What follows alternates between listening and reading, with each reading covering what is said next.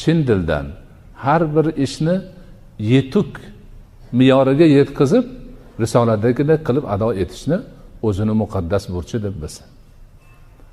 Payg'ambarimiz alayhisolatu vassalom aytadilar: "Innalloha ta'ala yuhibbu idza amila ahadukum amalan an yutqinahu."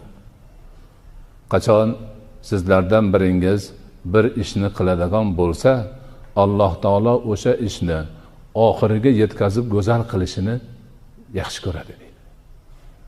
Chala bula qilmasin,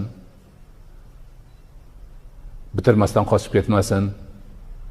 O'sha qochib ketdimi, o'sha bitta odamni ishini buzganligi yetadi. Hammaga aytadi haligi odam: "Palonchini qilsam, manaqa tashab ketdi, sizlar aytayotganlaring, unga ish berib qo'ymalaring" deydi. Keyin ishim yurishmayapti, omadim kelmayapti deb yuraveradi.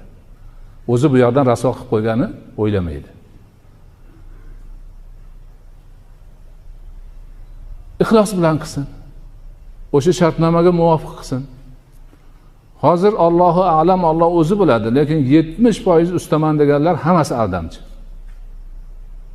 Aytgan kuni kelmaydi, kelsa kech keladi, erta ketadi, ishni yaxshilab qilmaydi, ish bajarmasdan oldin pul so'raydi. Hammasi shunaqa.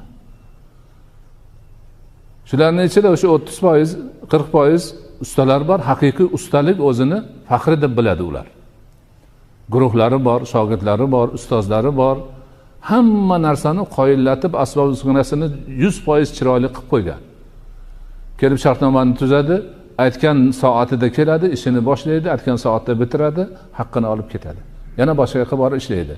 Mana u notavon yuradi. Takasaltang bo'lib, ish ham bitmaydi, uyni egasi xijolat, falon kuni bitirib beraman degan 2 barobar vaqt o'tib ketyapti, u ish bitmaydi, sifati chatoq. Undan keyin unga yana kim ish beradi? Ana omadsizlikni o'ziga o'zi chorlab olyapti. O'ziga o'zi chorlab olyapti.